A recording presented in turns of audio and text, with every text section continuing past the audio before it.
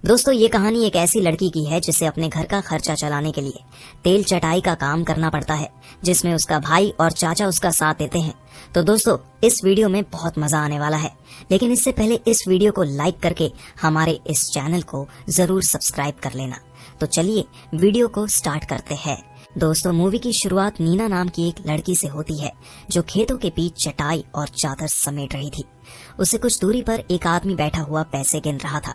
थोड़ी ही देर बाद नीना एक पेड़ के नीचे दिखाई देती है, जहां एक आदमी उसकी गुफा में जोर जोर से धमाके कर रहा था।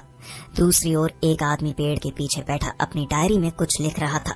इसके बाद नीना अपने बदन को ढकती हुई उसी आदमी के पास चली आई जो डायरी में कुछ लिख रहा था। दरअसल नीना तेल चटाई का बिजनेस करती है और उसके साथ बैठा जो आदमी था वो कोई और नहीं बल्कि उसका सगा चाचा था। दोनों की जिंदगी तंगी में कट रही थी, इसलिए गुजारे के लिए नीना ने जिस्म का सौदा शुरू किया और उसका चाचा ही उसके लिए नए मर्दों को ढूंढता था। नीना हर दिन कई मर्दों के साथ मजदूरी करती थी ताकि ज्यादा कमाई कर सके। वो अपने झोले में हर वक्त साफ सफाई और फ्रेश होने का सामान रखती है ताकि हर बार नए ग्राहक के सामने तैयार रह सके। नीना अपने ग्राहकों को नए नए स्टाइल में देती थी, इसलिए नीना के ज्यादातर ग्राहक उससे बेहद खुश रहते थे। पूरा दिन थककर काम करने के बाद रात को नीना और उसका चाचा ढेर सारा खाना लेकर घर लौटते हैं। घर में खाना देखकर नीना का चचेरा भाई सीमो और उसकी छोटी बहन बहुत खुश हो जाते। खाना खत्म होने के बाद नीना नहाने चली जाती है और चाचा बाहर बैठकर पैसों का हिसाब किताब करने में लग जाता है। तभी सीमो धीरे से नीना के पास आता है और उसे एक चाकू थमाता है ताकि जरूरत पड़ने पर वो खुद को बचा सके। सीमो जानता था कि उसका बाप और बहन तेल चटाई का काम करते हैं। इसके बाद वो नीना के पास आकर उससे बातें करने लगता है। नीना अभी भी नहा रही थी। सीमो के पूछने पर वो उसे बताती है कि वो कैसे कैसे आदमियों की इच्छाएं पूरी करती है। नीना की बातें सुनकर सीमो के कन्ने में नेटवर्क आने लगते हैं और वह वहीं पर अपना हाथ चलाने लगा। जल्दी ही नीना भी नहाकर बाहर आ गई और तभी चाचा आकर उससे तैयार होने को कहता है, क्योंकि उन्हें अभी एक ग्राहक से मिलने जाना था। नीना जल्दी जल्दी तैयार होकर अपने चाचा के साथ निकल पड़ी। कुछ ही देर बाद नीना ग्राहक की बाहों में थी, जबकि बाहर खड़ा उसका चाचा दारू पीने के साथ साथ उसकी गर्म आवाजें भी सुन रहा था। ग्राहक अचानक नीना पर टूट पड़ता है, जिससे उसकी चीख निकलने लग गई थी। नीना की चीख सुनते ही चाचा कमरे में घुस गए और चाकू दिखाकर ग्राहक को रोकने की कोशिश की। नीना ने जैसे तैसे खुद को छुड़ाया और उसका गन्ना गुफा से बाहर निकालते हुए चाचा के पास आ गई।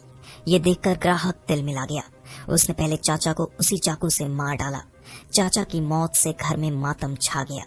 नीना ने अब अपना तेल चटाई का बिजनेस भी बंद कर दिया था और वो हर वक्त घर में बंद रहने लगी, लेकिन अब धीरे धीरे घर का राशन भी खत्म होने लगा था। एक शाम सभी लोग मिलकर खाना खा रहे थे, तभी चाचा के मोबाइल पर एक ग्राहक का कॉल आया। शुरू में नीना ने उस तरफ ध्यान नहीं दिया, लेकिन घर की हालत देखकर आखिरकार उसने कॉल उठा लिया। ग्राहक से बात करने के बाद वो चुपचाप तैयार होने लगी। पिछली घटना अब भी उसके और सीमो के जहन में ताजा थी, इसीलिए इस बार सीमो ने उसके साथ जाने का फैसला किया ताकि कुछ गलत होने पर वो उसे बचा सके। कुछ देर बाद नीना जंगल में उस ग्राहक के साथ मजदूरी कर रही थी। वहीं पास में बैठा सीमो अब अपने पिता की तरह डायरी में बिजनेस का हिसाब किताब लिख रहा होता है। इसके बाद नीना ने एक ही दिन में कई लोगों से अपनी टांग उठवाई। शाम को जब वह और सीमो घर लौटने लगे तो नीना को एक ग्राहक की याद आई जो उसे बहुत पैसे देने वाला था। जैसे ही दोनों उसके पास पहुंचे तो उन्हें पता चलता है कि वह तो गांव का सबसे अमीर शाहूकार है। शाहूकार चाहता था कि नीना उसके बेटे जीवो को मर्द बना दे और अपनी गुफा में धमाके करवाए, क्योंकि उसका बेटा लड़कियों जैसा बर्ताव करता था। शाहूकार नीना को जितने पैसे मांगे देने को तैयार था, लेकिन उसने एक शर्त रखी, ये बात किसी को भी नहीं पता चलनी चाहिए। अब नीना और जीवो एक कमरे में जाते हैं। कमरे में पहुंचते ही नीना उसे छेड़ने लगती है, लेकिन जीवो बीच में ही उसे रोक देता है। नीना को पैसे चाहिए थे और जीवो अपने पिता को खुश देखना चाहता था, इसलिए दोनों ने मिलकर एक चाल चली। प्लान ये था कि नीना ऐसी आवाजें निकालेगी जिससे बाहर सुनकर शाहूकार को लगे कि दोनों मजदूरी कर रहे हैं। इसीलिए दोनों गर्म गर्म आवाज निकालने लगे। दोनों की योजना सफल रही और शाहूकार बहुत खुश हो गया। उसे खुश कर नीना और सीमो घर लौट आए।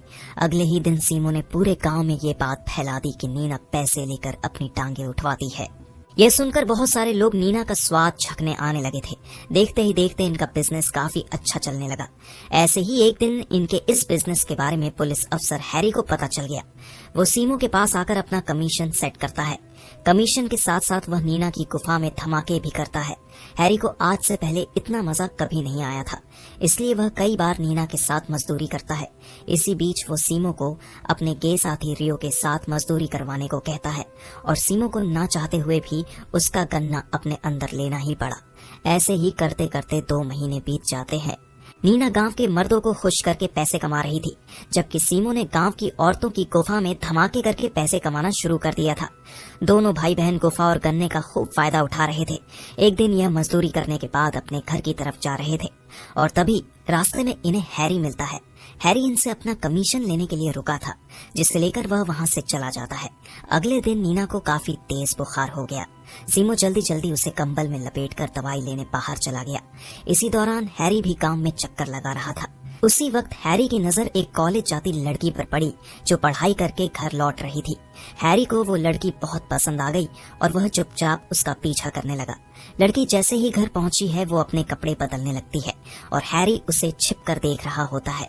दूसरी ओर हैरी का दोस्त रियो पूरी तरह नशे में था। तभी रास्ते में उसकी मुलाकात सीमो से हुई होती है। रियो ने उससे मजदूरी करवाने को कहा। हैरी पूरे नशे में था और नीना की दवाई के लिए सीमो के पास पैसे कम पड़ गए थे, इसलिए मौका देखकर उसने रियो की जेब से कुछ पैसे और उसकी घड़ी ले ली। फिर उन्हीं पैसों से दवा खरीद कर वह घर लौटा और नीना को दे दी। नीना ठीक तो हो रही थी, लेकिन अभी वह काम पर नहीं जा सकती थी, इसीलिए सीमो जीवो को नीना का ख्याल रखने के लिए बुलाता है और खुद काम पर निकल जाता है। सीमो पूरा दिन गांव की औरतों की गुफा में धमाके करके जब घर वापस जा रहा था तो हैरी उसे पकड़ लेता है, क्योंकि उसने उसके साथी की घड़ी चुराई थी। हैरी पहले उसकी खूब पिटाई करता है और फिर उसे जेल में डाल देता है। इसी जेल में वो कॉलेज वाली लड़की भी थी जिसका हैरी पीछा कर रहा था।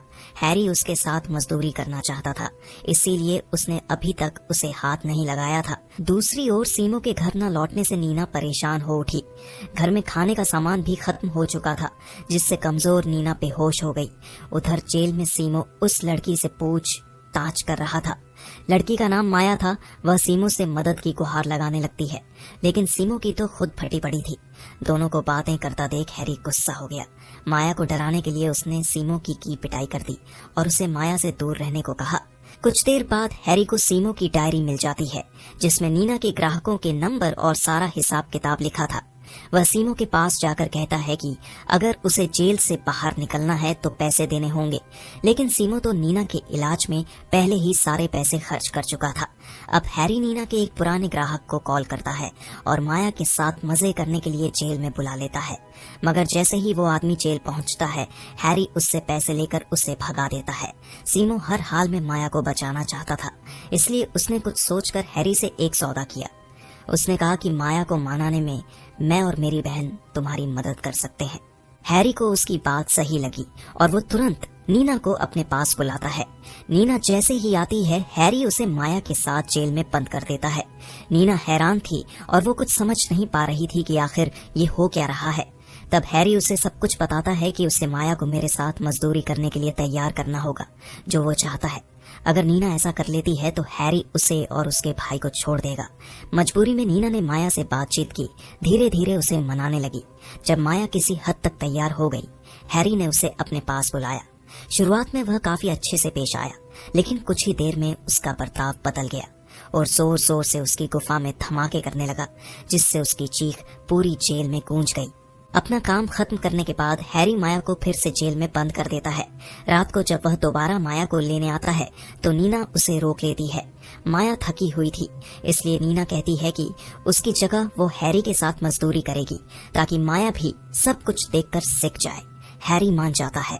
थोड़ी ही देर में नीना उसे मजे देती है, लेकिन अचानक नीना उस पर चाकू से हमला कर देती है, जिससे हैरी वहीं मर जाता है। इसके बाद नीना जल्दी से चाबियां उठाकर सीमो और माया को आजाद करती है। तीनों घर पहुंचते हैं और तुरंत अपनी बहन और जरूरी सामान लेकर भागने की तैयारी करने लगते हैं।